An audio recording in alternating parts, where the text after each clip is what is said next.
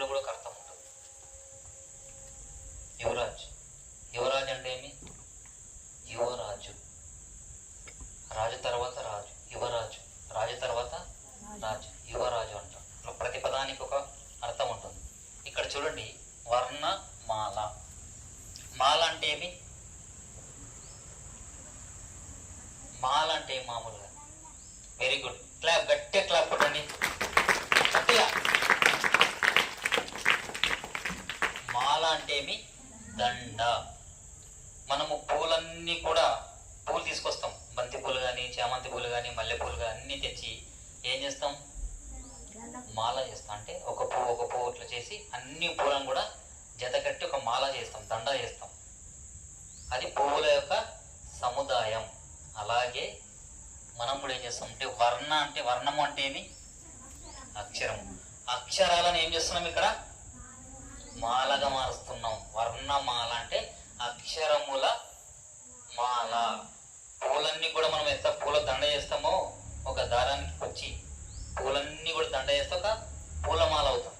ఇక్కడ అక్షరాలన్నీ కూడా మనం ఏం చేస్తున్నాం అంటే పోగు చేసి ఒక వర్ణమాల అంటే అక్షరమాలగా తయారు చేస్తున్నాం. అందుకే మనం ఏమన్నాం? వర్ణమాల ఇస్ ద మోస్ట్ ఇంపార్టెంట్. మనకి బేసిక్గా ఈ వర్ణమాల అనేది చాలా చాలా చాలా ఇంపార్టెంట్.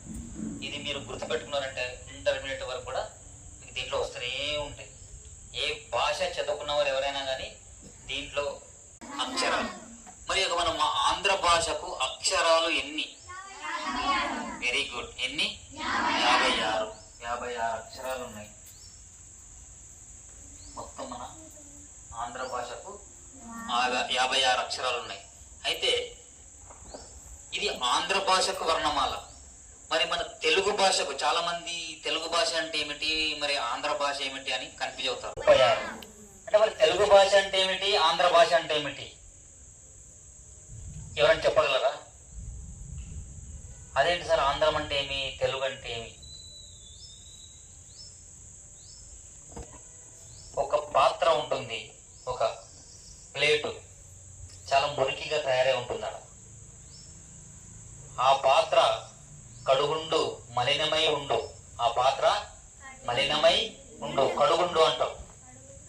మలినమై ఉండును, కడుగుండు అంటే అర్థమేమి? అది మురికిగా ఉంది, దాన్ని బాగా కడగండి. నేను మాట్లాడిన భాష ఏమి? తెలుగు భాషనే, కానీ అచ్చమైన తెలుగు భాష ఉంటుంది. దాంట్లో అచ్చమైన అంటే గ్రాంధికం. ఇంతకు ముందు